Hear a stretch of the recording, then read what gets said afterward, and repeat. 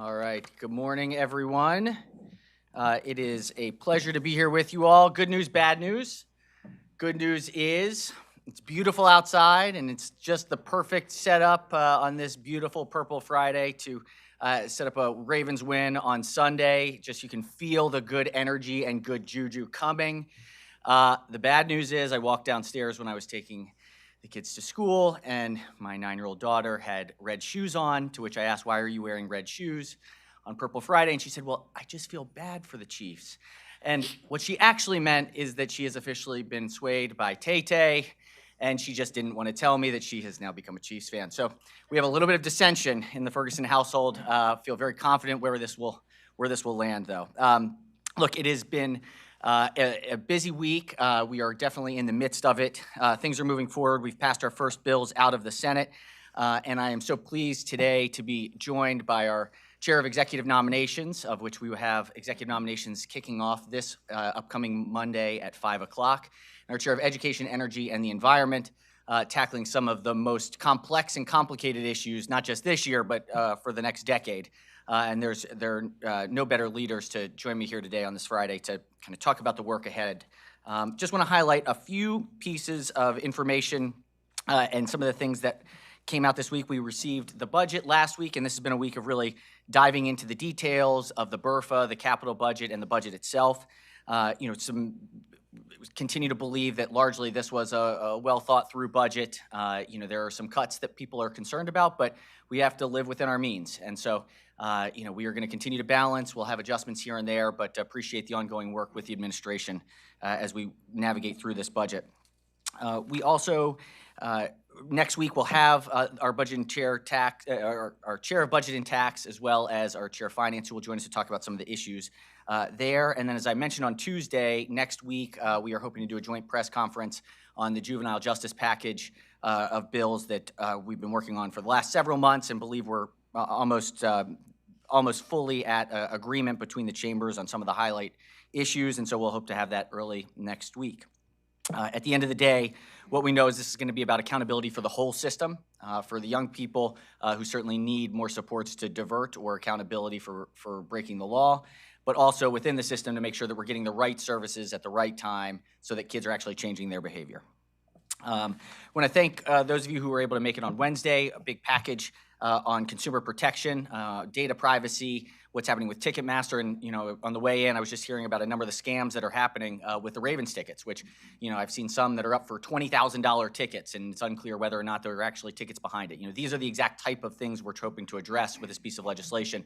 We can't get everything, but at the end of the day, we want to protect Maryland consumers from those who want to make profits off the back of new technologies and in ways that disadvantage others. So hopefully we will be moving through with those bills this year.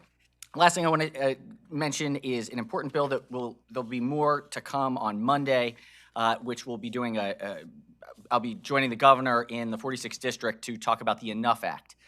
This is an initiative to invest in neighborhoods in ways that is different, invest in community neighborhoods, or community associations and organizations that know how to improve their neighborhoods, know how to expand opportunity, but need the resources and support from the state government to offer existing dollars to better support those missions.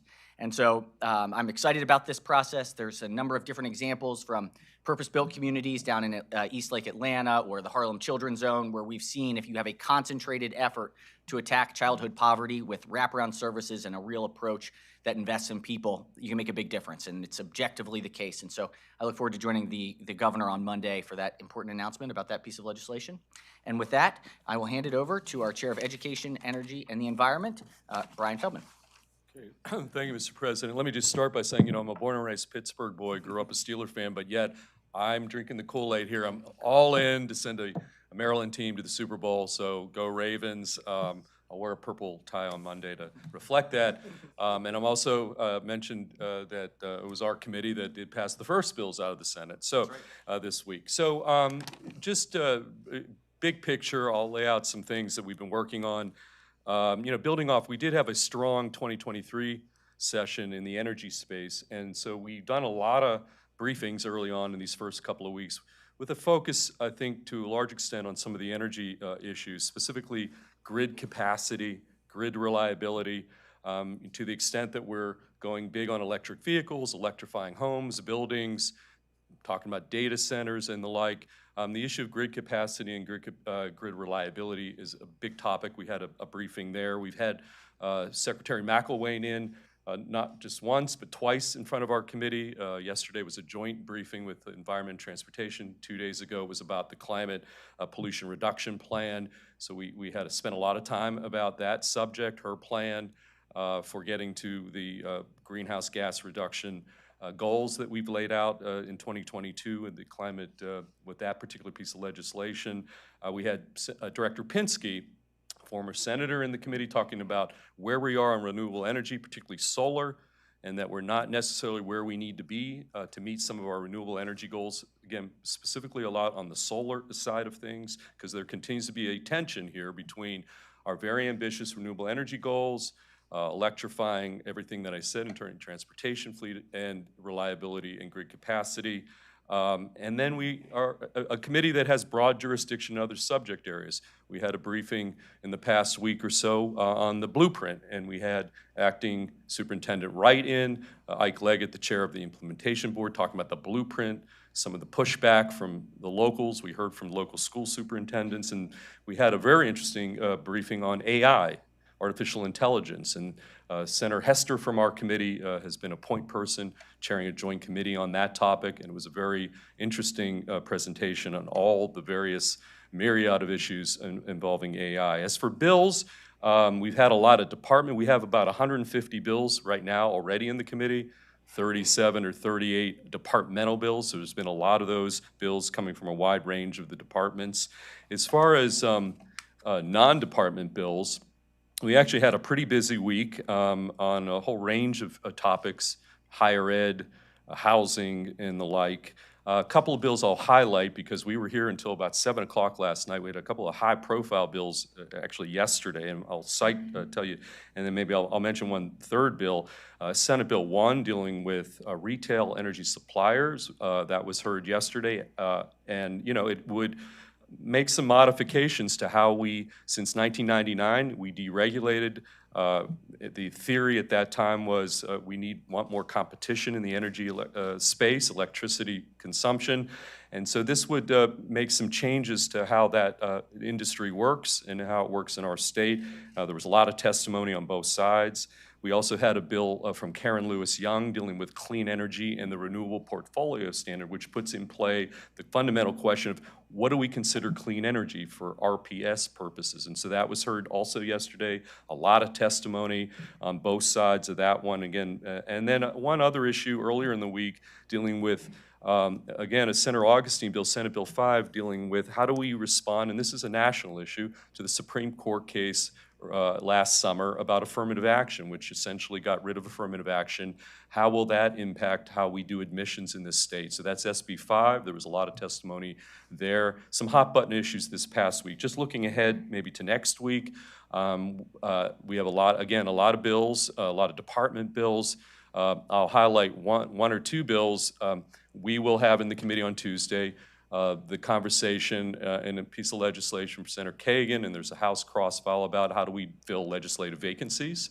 Are we going to move away from central committee appointments to some other model? There's different ideas how to achieve that we're going to have on Tuesday. And then just down the road a little bit more, we can look forward. The governor's got several bills that are coming to the committee, 2 on affordable housing, 1 involving data centers. We're going to have a discussion. We're going to have empower reform legislation, the issue of solar and energy siting, back to that other issue of how do we achieve our goals, but where do you site these projects? What's available, what's not available, and we're going to have legislation on that front as well. And so those are some of the big picture issues we're working on. Again, the committee has broad jurisdiction, and I think we're off to a really strong start, and I'm really optimistic it's going to be a successful 2024 session like it was a 2023 session. So with that, I'll yield back to the President or to Senator Hayes. No, thank you, Senator Feldman. Senator Antonio Hayes. Monday is going to be my maiden voyage as chair of executive nominations. And as a son of Baltimore, obviously I'm rooting for the Ravens. Go Ravens. No, looking forward to Monday. Last year was a busy year for us as a new administration came in. We heard I think close to, if not greater than, 1,000 nominations for various boards and commissions. You know, obviously, over the years, the legislature has created hundreds and hundreds of boards and commissions. A certain smaller percentage of those must be confirmed before the Senate. And so that's the work that we'll do over these next couple of weeks.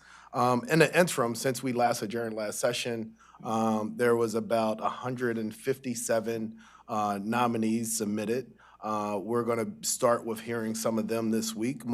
Mostly on Monday, we're going to hear from a little bit more than a half a dozen of our district judges that were appointed. And then there's some others sprinkled in, whether it be the Board of Regents and others, and we'll hear them over the next couple of weeks leading up to February 18th, which is the big day. February 18th is the Green Bag Day. This is when we expect a large percentage of boards, commissions, possibly agency heads that were not appointed in the interim that will come before us for confirmation. Current estimates is about 450 nominations will be made around that green bag time, around February 28th. Another important thing to note, not all nominations have to appear in person before our committee. You'll see on the agenda that is posted on a website, there's certain nominees that actually appear before the committee and answer whatever questions. There's a large number of individuals that are being appointed that don't have to come before the committee, and pretty much they are split based off of the level of importance to the legislature and to the general public. And so oftentimes there will be individual members of the Senate that request individuals that come before us. But we're looking forward to it over the next couple of weeks. And, you know, one of the things that, you know, we try to do is make sure that we're vetting all of the nominees that the governor and the appointments office put before us. First, making sure they're qualified, and then making sure that they're acting in the best interest of the citizens and what they represent. And so we will continue to do that as we come up. Obviously, you know, with such a large volume of nominees, you don't catch everything, but we're definitely doubling down on our due diligence to make sure that we have people that are representing the state as public servants and all of the various boards and commissions and agency heads. And so with that, I'm done. Turn it back over to Senate President. Open up to questions. Mr. President, you have signaled a reluctance to look at tax increases either for the operating budget or for transportation. Can you talk a little bit, maybe elaborate a little bit about why you think that this is the wrong time to be considering that and why next year might be better in your mind?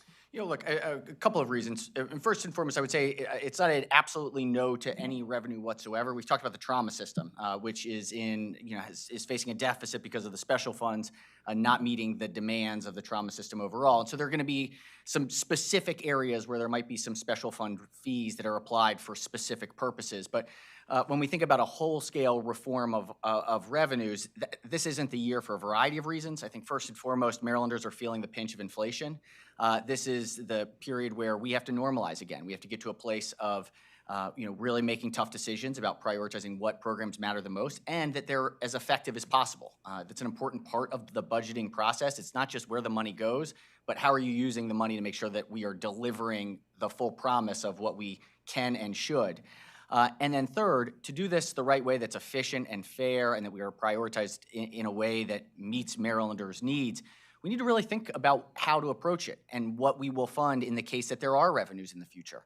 And so I think this is, we're not at a place where we're ready to have a whole-scale conversation about revenues, and we got to start prioritizing education, transportation, and really figuring out and having hard conversations about what we can do, but also, most importantly, what we're not going to be able to do right now. A follow-up, if I might. The governor has been reluctant to use the word cuts. He's called things rebasing, but they're cuts. Do you think that there are places, since the Senate gets the budget first, that they will look to cut or rebase, or however you want to call it, further reduce ongoing state expenditures to line up for next year? Look, conversations I've had with the Budget and Tax Committee is pull out the scalpel.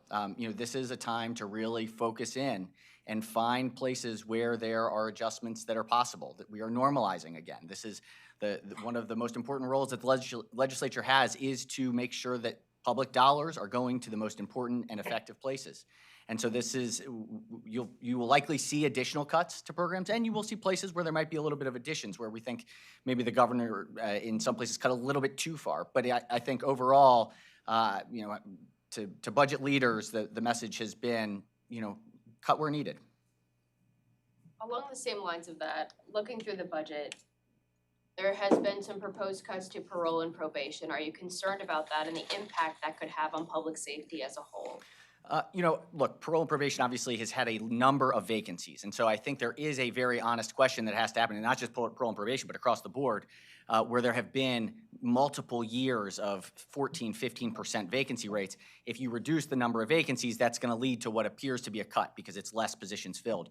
What I would like to see is that the positions that are vacant get filled. That's the most important thing. And if that requires some cuts to increase salaries, to retain people, which is my understanding of how that's being approached for parole and probation, then that's the right approach. I do think we've also seen the prison population decline. We've seen less people on parole and probation. So, you know, this is about matching what we need to what we have. And so I think, obviously, it's an important function. My sense from the governor's office is that they're really honing in on making sure that they can retain who they have and attract folks, but they don't foresee the vacancy level being totally filled. Some of your colleagues are supporting a major tax overhaul. Obviously, this year they revealed it yesterday with a large coalition of advocates right here. The big pieces obviously being income tax reform and combined reporting and other corporate tax changes. I mean, I know don't want to consider these this year, but are those ideas that you could consider in future years? You know, looking ahead at the budget problems. Look, any bill that is introduced on time gets a hearing. And so any idea that is in bill format will have a conversation during the session. That doesn't mean that it is the right timing. And so timing is everything. You know, some of those ideas may be something that are worth a conversation down the line in subsequent years. You know, there are certain policies that I personally have not been supportive of, like the throwback rule, where I think it's got to be viewed in the lens of competitiveness for the state of Maryland. We have to compete with the states around us. And as the chairman talked about energy costs and other inflationary pressures, we don't exist in just Maryland as an independent state. We exist in a regional environment, a national environment, and a global environment. And so we have to look at what we are doing to make sure that we are competitive with surrounding areas for our existing Maryland businesses, but also for those that may want to come to the region. We want to be a place that attracts new investment and economic growth. Mr. President, you announced your consumer protections package on Wednesday. Can you talk a little bit about how the bills that you've proposed will advance beyond previous legislation, and how, if there's any measures in place that kind of make them adaptable for the future, especially as it deals with data privacy and things like that? Sure, and if anyone wants to join in as well, I mean, at the end of the day, again, it is as a state, there are only so many tools we have, and so what we're trying to do is maximize the tools that are available as a state to impact what is, in some cases, national commerce. And so when it comes to digital privacy, we've seen the EU take big steps. We've seen individual states move forward.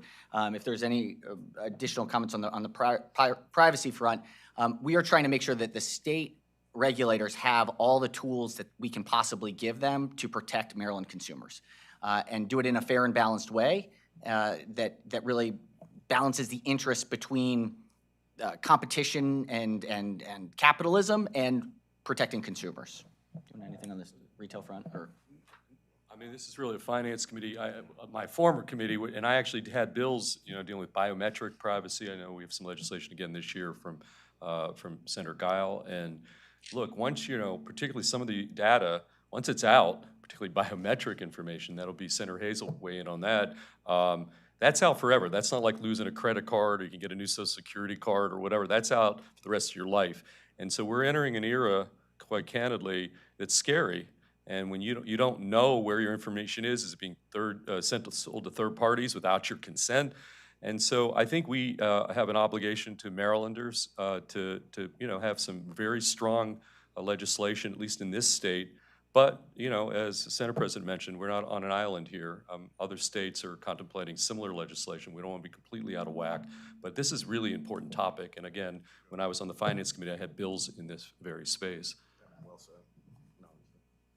I have a question for Senator Hayes. Sure.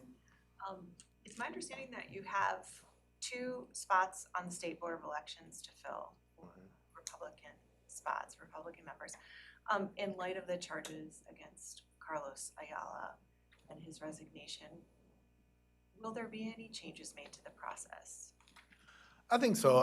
They may not be as visible publicly as they are behind the scenes. I think, you know, part of that process, obviously, whether it's a Democrat or Republican, whoever filled those spots, they have to make their way through whatever state central committees or local party officials before they even make it to us in the legislature. I think, you know, last year when we were considering the 2 nominees, one of the nominees was unsuccessful because there were some things that was revealed even after going through the party process to the committee that just didn't sit well with members of the committee. And so I think given the latest news that we've had, that there are members that are conscious of that and are going to be probably probing a little bit more as they've seen before. And I'll tell you, like, more so behind the scenes, we're doing the due diligence and work to try to make sure that the nominees are representative of the ideals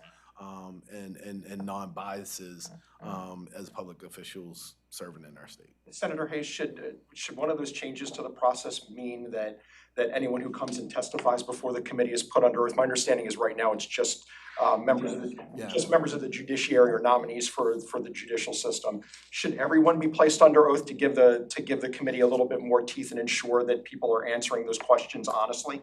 Right now, you're absolutely right. Right now, it's just limited to the judiciary. We have not discussed or contemplated the idea that they would be under oath. I'm not sure legally, maybe the Senate President could answer this more, if we would even have such an authority. But one of the great things about here in Maryland, we have such a diversity of thought that represent all of our boards and commissions throughout the state. And in most cases, with many of our boards and commissions, it's a voluntary opportunity where Marylanders are stepping up and taking on the opportunity to lead. There's a lot of steps along the way before they even get to the Executive Nominations Committee, where we provide a lot of checks and balances and stuff to make sure that we have the right people.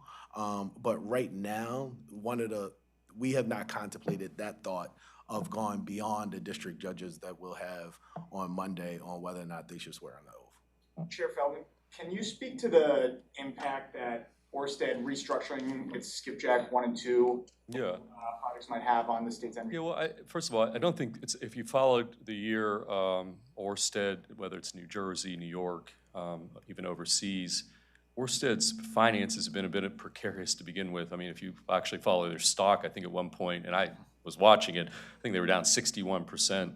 And so it's disappointing, this decision to reposition or whatever that may ultimately mean. What's important, though, to remind everybody is as difficult as these projects, I think when we left, we passed obviously a very ambitious offshore wind piece of legislation, which I still think is really a significant and very important piece of legislation for Maryland.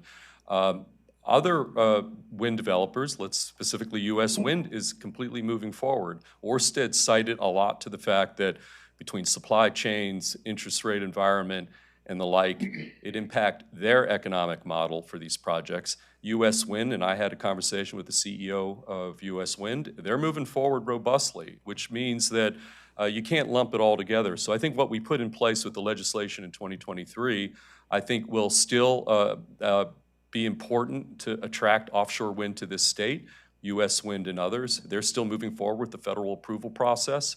And I think Orsted's economics and financial situation might be unique to some extent to Orsted. But it is disappointing on one level, but I think it's not as big as it might at first blush appear. That's kind of my initial take. Is it going to change some of the specific conversations that are going on in your committee, or do you see the conversations around wind energy changing given how this deal has panned out? Well, the economic arguments, may shift from where we were in April. As I said earlier, whether it was interest rate environment, and by the way, interest rates are coming down. Part of these decisions were made at the apex of the interest rate. Supply chain during COVID is sort of subsiding. So some of the things I think that led to the financial problems for Ørsted are now kind of, I think the model's differently. So I think right now the economy, if you look yesterday, inflation's down to 2%, Fed target numbers. The GDP in our country is over 3%, and I think the climate here is very different than when Ørsted was making these decisions in New Jersey, New York. This was not unique to Maryland. They pulled the plug. So I'm going to reserve judgment on what we may need to do to make sure we can continue to move forward in Maryland with U.S. wind projects and others. Again, there are other folks beyond Ørsted and U.S. wind, but that's kind of early on my initial take. So, and if Senate President wants to add anything. I had a very similar conversation with the CEO from U.S. Wind, who is dedicated to moving forward and finding a way to make sure that the Marwind project is rocking and rolling. And so I feel confident that we'll see progress. President Ferguson, you called on the governor to create via executive order some overarching agency or office that facilitates easier communication and coordination between offices that children in the state interact with. It appears he's done that. Do you have a reaction? Does it go far enough? Does it need to be bolstered with legislation? I think the executive order that was announced last week was an excellent move forward. I think the governor has attracted a phenomenal leader, Carmel Martin, who is, I had a chance to meet with her yesterday and have an extended conversation. She is a national expert and heard from other national leaders that sort of had passed along strong recommendations. And so, I am very enthused in the potential of what's ahead. This was exactly what we were hoping for. We got to focus on what's best for kids, and that's not just what is the Department of Juvenile Services doing or just the Department of Health. It's how are we making kids' lives better, and that is a multi-agency approach. And I think that the Special Secretary is going to be an excellent addition to the team to help coordinate and deliver for Marylanders. Senate President, is there any information or details that you could provide us about what's to come next week in terms of the juvenile crime plan that we're expecting to see? Yeah, I think it's a lot of what we've been talking about, focusing on the intake and accountability on the intake, looking at the process overall to make sure that the services are actually being delivered, looking at the impact of younger kids in the system and whether or not some of the reforms that we did can be a little bit more narrowly tailored for specific issues. We know that firearms issues and auto thefts are really the major concern, and that's what we want to. That's where there's objective data that we've got to have a different approach, and so that's really where I think a lot of these efforts are going to focus on targeting specific instances that we know are a little bit out of control at the moment, and we've got to get a handle on. And so I feel good that we're in the right place. Again, no matter what we pass, which we will and need to pass this legislation. It all comes down to execution on an everyday basis. And so that's part of the package as well, is how can we make sure that the money in the budget that's for these purposes is being used to actually accomplish the objective. Have you had conversations with DJS Secretary Schiraldi about what's to come, and is he aware of these expectations that are about to be laid out? We've had a number of conversations with the department on specific issues here, but I would say this is really a legislative package. We've talked with members of the administration, in coordination generally. So there are no surprises here. We'll have a more in-depth briefing with them once we get to the final early next week. Senator Ferguson, Governor Moore has said he will be involved in robust discussions with the legislature about this legislative package. Can you confirm whether or not that's true? They are robust. In fact, the speaker and I had a joint hour-long meeting yesterday with the team about the Enough Act in particular and a number of other pieces. I know that there have been conversations with senators and delegates, and I would say we are in strong coordination and communication. Will we agree on everything? No, and that's okay. But we are going to continue to communicate and do the best that we can for Marylanders collaboratively. Governor Moore himself or just his administration? Both, or all of the above. Thank you, Mr. President. All right, let's go Ravens. See you all. Enjoy the weekend. Let's go Ravens. Yeah.